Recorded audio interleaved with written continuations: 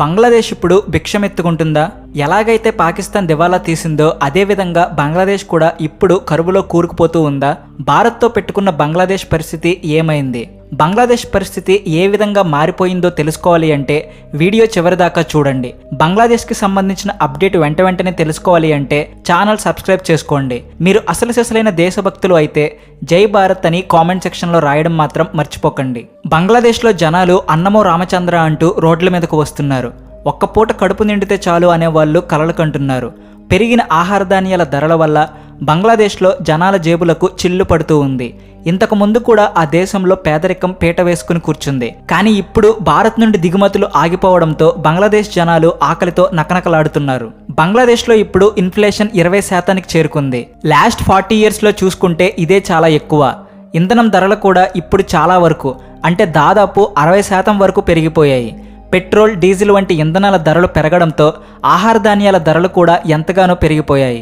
బంగ్లాదేశ్లో ప్రస్తుతం అయితే ఆర్థిక సంక్షోభం నెలకొంది. ఈ ప్రభావం అక్కడ మనకి అడుగడుగునా కనిపిస్తూనే ఉంది. మరి ఈ పరిస్థితి అక్కడి గవర్నమెంట్ ఎలా కంట్రోల్ చేస్తుంది? కూరగాయల ధరలు 50% పెరిగిపోయాయి. ఇక నిత్యావసర సరుకులైన పాలు, గుడ్లు వంటివి 25% నుండి 200% పెరిగిపోయాయి. అక్కడి పరిస్థితి ఎంత అధ్వానంగా మారిపోయింది అంటే జనాలు కేవలం ఒక్క పూట మాత్రమే భోజనం చేస్తూ ఉన్నారు. బంగ్లాదేశీ వాళ్ళు ఎక్కువగా తినే గోధుమ ధాన్యం రేటు కూడా 60% పెరిగిపోయింది. ఒక్క పూట రొట్టె దొరకడం కూడా వాళ్లకు కష్టమవుతూ ఉంది. అయ్యో పాపమని మనం జాలి చూపించడానికి వాళ్ళేమీ మన మిత్ర దేశం కాదు. అసలు బంగ్లాదేశ్ మరో పాకిస్తాన్గా మారడానికి సిద్ధంగా ఉంది. మనకి పక్కలో బల్లెంలాగా తయారైన బంగ్లాదేశ్కి మన భారత్ గట్టి గుణపాఠం నేర్పించింది. మన దేశం నుండి ఆ దేశానికి అతి తక్కువ రేటుకి ఎగుమతి చేయబడే ఆహార ధాన్యాల మీద మన ప్రభుత్వం శాంక్షన్ విధించింది. ఒకసారి గతాన్ని గుర్తు చేసుకుంటే గతంలో కూడా మన దేశం శ్రీలంకకి ఎగుమతులు నిలిపివేసింది. పెట్రోల్, డీజిల్ వంటి ఎక్స్పోర్ట్స్ స్టాప్ చేయగానే అక్కడ పరిస్థితి తలకిందులుగా మారిపోయింది.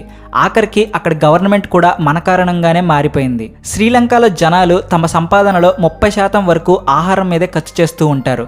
మరి బంగ్లాదేశ్లో మనం ఇప్పుడు పెట్రోల్, డీజిల్ వంటి ఇంధనాలతో పాటు ఆహార ధాన్యాల సరఫరా కూడా ఆపేశాం కాబట్టి అక్కడి పరిస్థితి ఇంకెంత దారుణంగా మారిపోతుందో మీరే ఆలోచించండి. కొత్తగా ఏర్పడిన యూనస్ ప్రభుత్వం చేతకాని ప్రభుత్వంగా ఇప్పటికే గొప్ప పేరే తెచ్చుకుంటూ ఉంది. ఏ ముహూర్తాన యూనస్ అక్కడి అధికార బాధ్యతలు తీసుకున్నాడో కానీ బంగ్లాదేశ్ సిచ్యువేషన్ మొత్తం మారిపోయింది. మాంసం వంటి ఆహార పదార్థాల రేట్లు కూడా 3 రెట్లు పెరిగిపోయాయి. చికెన్, మటన్కి బదులుగా పనసకాయ వండుకుని వాళ్ళు తింటున్నారు. ఇక బంగ్లాదేశీ వాళ్ళు ఎక్కువగా ఇష్టంగా తినే చేపలు కూడా వాళ్ళకు ఇప్పుడే దొరకడం లేదు. డీజిల్ రేట్లు బాగా పెరిగిపోవడం వల్ల మత్స్యకారులు నావ తీసుకుని సముద్రంలోకి వేటకు వెళ్ళలేకపోతున్నారు. ఇలాంటి పరిస్థితుల్లో బంగ్లాదేశీ జనాలు ఆహారం లేక విలవిల్లాడుతూ ఉన్నారు. ముఖ్యంగా చిన్న పిల్లలకు కావలసిన పోషకాలు దొరకకపోవడం వల్ల వాళ్ళ ఎదుగుదల మీద కూడా ఇది ప్రభావం చూపిస్తుంది. బంగ్లాదేశీ వాళ్ళు మనలాగే ఎక్కువగా సముద్ర తీరంలో దొరికే ఆహార పదార్థాల మీద ఆధారపడి ఉంటారు. ఇప్పుడు వాళ్ళకి సీ ఫుడ్ కూడా దొరకడం లేదు కాబట్టి వాళ్ళ పరిస్థితి అధ్వానంగా మారింది. బంగ్లాదేశ్లో పెట్రోల్, డీజిల్ వంటివి భారతదేశం నుండే ఎగుమతి చేయబడుతూ ఉంటాయి. ఎందుకంటే వేరే దేశాల నుండి తక్కువ రేటుకి ఇంధనాన్ని దిగుమతి చేసుకోవడం బంగ్లాదేశ్కి సాధ్యం కాదు. దాంతో బంగ్లాదేశ్ ఫైనాన్షియల్గా కూడా భారతదేశం మీదే ఆధారపడి ఉంది. ఒకవేళ మనం పూర్తిగా మన ఎగుమతులను నిలిపివేస్తే బంగ్లాదేశ్ ఒక్క రోజులోనే బంగాళాఖాతంలో కలిసిపోతుంది. అక్కడి గవర్నమెంట్ కూడా ఈ పరిస్థితి నుండి బయటపడడానికి ట్రై చేస్తూ ఉంది. కానీ అది సాధ్యం అవడం లేదు. గవర్నమెంట్ తీసుకున్న నిర్ణయాలకు అక్కడి దేశ ప్రజలు భారీ మూల్యం చెల్లించుకుంటూ ఉన్నారు. మన దేశం ఆయిల్ రిఫైనరీలో ఈ ప్రపంచంలోనే 3వ స్థానంలో ఉంది. ఇదేమీ చిన్న విషయం కాదు. మనం ఎన్నో దేశాలకు రిఫైన్డ్ పెట్రోలియం ఎక్స్పోర్ట్ చేస్తూ ఉంటాము. దీనివల్ల ఎక్కువగా లాభం పొందిన దేశం ఏదైనా ఉంది అంటే అది బంగ్లాదేశ్ మాత్రమే. ఇంతవరకు మన దేశంతో బంగ్లాదేశ్కి ఉన్న మంచి రిలేషన్స్ కారణంగా మన దగ్గర నుండి చాలా తక్కువ ధరకే బంగ్లాదేశ్ పెట్రోల్, డీజిల్ని కొనుక్కుంటూ ఉండేది. ఇప్పుడు చైనాకి దగ్గర అవుతున్న బంగ్లాదేశ్కి ఒకవేళ మనం పూర్తిగా ఈ ఆయిల్ ఎక్స్పోర్ట్స్ ఆపేస్తే ఇక బంగ్లాదేశ్ పరిస్థితి ఏ విధంగా మారిపోతుందో మనం చెప్పక్కర్లేదు. బంగ్లాదేశ్కి మనకి మధ్య జరిగిన అతిపెద్ద ఒప్పందాలలో ఈ ఆయిల్ ఒప్పందం కూడా ఒకటి. రిఫైన్డ్ పెట్రోలియం మన దేశం నుండి బంగ్లాదేశ్కి భారీ మొత్తంలో అతి తక్కువ రేటుకి ఎక్స్పోర్ట్ అవుతూ ఉంది. దాని ఖరీదు $1 మిలియన్ వరకు ఉంది. దీనిని కనుక మన ఇండియా ఆపేస్తే బంగ్లాదేశ్లో రేట్లు ఆకాశాన్ని తాకుతాయి. వాళ్ళ ఆర్థిక వ్యవస్థ కూడా పూర్తిగా పోతుంది. బంగ్లాదేశ్ మన మీద ఒక 26 ఏళ్లుగా ఆధారపడి ఉంది. ఇన్ని సంవత్సరాల నుండి బంగ్లాదేశ్ మన దేశం నుండి ఆయిల్ దిగుమతి చేసుకుంటూ ఉంది. పెట్రోల్ మాత్రమే కాదు, ఎన్నో మెడిసిన్స్, బియ్యం వంటివి కూడా బంగ్లాదేశ్ మన దేశం నుండి ఎక్కువ మోతాదులో దిగుమతి చేసుకుంటూ ఉంది. ఎప్పుడైతే మనకి బంగ్లాదేశ్కి మధ్య ఇటువంటి వివాదాలు మొదలయ్యాయో అప్పటి నుండి మన రెండు దేశాల మధ్య ఉన్న బిజినెస్ డీలింగ్స్ కూడా ఎంతగానో దెబ్బతిన్నాయి. బంగ్లాదేశ్లో ప్రభుత్వం మారిన తరువాత రెండు దేశాల మధ్య రిలేషన్స్ ఎంతో సెన్సిటివ్గా మారిపోయాయి. అయితే మన దేశంతో పెట్టుకుంటే ఏమవుతుందో బంగ్లాదేశ్కి ఇప్పటికే బాగా అర్థమవుతుంది. కానీ ఇప్పటికే చాలా ఆలస్యం అయిపోయింది. అయితే బంగ్లాదేశ్తో గొడవల వల్ల మన దేశానికి నష్టం లేదా అంటే మనం కూడా కొద్దిగా నష్టాల పాలవుతూనే ఉన్నాము. కానీ మనకంటే ఎన్నో రెట్ల నష్టాన్ని బంగ్లాదేశ్ అనుభవిస్తూ ఉంది. బంగ్లాదేశ్లో ఇప్పటికే ఫ్యాక్టరీలన్నీ మూసివేయబడ్డాయి. దాంతో జనాలకు ఆదాయం కూడా తగ్గిపోయింది. ముఖ్యంగా టెక్స్టైల్ ఇండస్ట్రీ నుండి బంగ్లాదేశ్ ఎక్కువ ఆదాయాన్ని సంపాదించుకునేది. కానీ ఇప్పుడు బంగ్లాదేశ్లో టెక్స్టైల్ ఎక్స్పోర్ట్స్ ఆగిపోవడంతో ఇప్పటికే అక్కడ ఎన్నో ఫ్యాక్టరీలు మూసివేయబడ్డాయి. దానివల్ల బంగ్లాదేశ్ జనాల ఆదాయం జీరో అయింది. ఇక బంగ్లాదేశీ కరెన్సీ వాల్యూ కూడా చాలా వేగంగా తగ్గిపోతుంది. ఇప్పటికే అక్కడ ధరలు ఆకాశాన్ని తాకుతూ ఉన్నాయి. జనాలకు తినడానికి కూడా తిండి దొరకడం లేదు. అంతేకాకుండా మరో విషయం ఏంటంటే బంగ్లాదేశ్ నెత్తి మీద $2 అరబ్ వరకు కూడా అప్పు ఉంది. భారతదేశానికి చెందిన కొన్ని కంపెనీలకు కూడా బంగ్లాదేశ్ అప్పు తీర్చాల్సి ఉంది.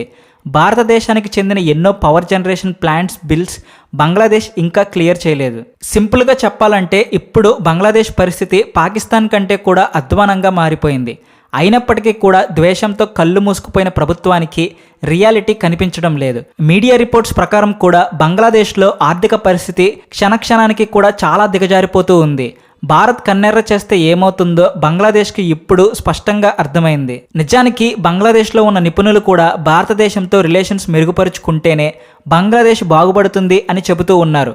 కేవలం మన ఇండియా నుండి మాత్రమే అతి తక్కువ ధరకు ఆహార పదార్థాలను కొనుగోలు చేయొచ్చు. దానివల్ల దేశ ఆర్థిక వ్యవస్థ తిరిగి పట్టాలెక్కుతుంది. కానీ బంగ్లాదేశ్ ప్రభుత్వం అహంకారాన్ని వదిలిపెట్టి భారతదేశంలో తిరిగి ఫ్రెండ్షిప్ చేసిందా లేదా అనేది $1 మిలియన్ ప్రశ్న. ఇప్పుడు భారతదేశంలో కూడా బంగ్లాదేశ్ బిజినెస్ డీలింగ్స్ కంటిన్యూ చేస్తే అప్పుడు అక్కడి ప్రజలు ఇలాంటి అవస్థలు పడే ఛాన్సే లేదు. గత ఏడాదితో పోల్చుకుంటే ఈ సంవత్సరం బంగ్లాదేశ్లో ఆహార పదార్థాల రేట్లు 30% వరకు పెరిగిపోయాయి. ఇప్పటికే ఎన్నో దేశాలలో కరువు పరిస్థితి ఎదురవుతుంది. ఇక బంగ్లాదేశ్లో ఇదే సిచ్యువేషన్ కొనసాగితే తొందరలోనే అక్కడ కూడా కరువు ఏర్పడుతుంది. ఇప్పటికే ప్రపంచంలో ఆహార ఉత్పత్తులు తగ్గిపోతున్నాయి. వాటి ప్రభావం బంగ్లాదేశ్ వంటి చిన్న చిన్న దేశాల మీద ఖచ్చితంగా పడుతుంది. మన దేశం ఎంతో ఆత్మనిర్భరంతో వేరొక దేశం మీద ఆధారపడకుండా మన ఆహార ధాన్యాలు మనమే పండించుకోవడం వల్ల మనకు ఆహారానికి లోటు లేదు. కానీ భారత్తో పెట్టుకుంటే బంగ్లాదేశ్కి మాత్రం పట్టపగలే చుక్కలు కనిపిస్తాయి. ఈ వీడియో మీద మీ అభిప్రాయాన్ని కామెంట్ సెక్షన్లో చెప్పండి. మీరు మన దేశాన్ని సపోర్ట్ చేస్తున్నట్లయితే జై భారత్ అని రాయడం మాత్రం మర్చిపోకండి. వీడియో నచ్చితే వెంటనే లైక్ చేసి షేర్ చేయండి. అలాగే సబ్స్క్రైబ్ చేసుకోండి. ఇతరులకు కూడా సబ్స్క్రైబ్ చేసుకోమని చెప్పండి. Thanks for watching.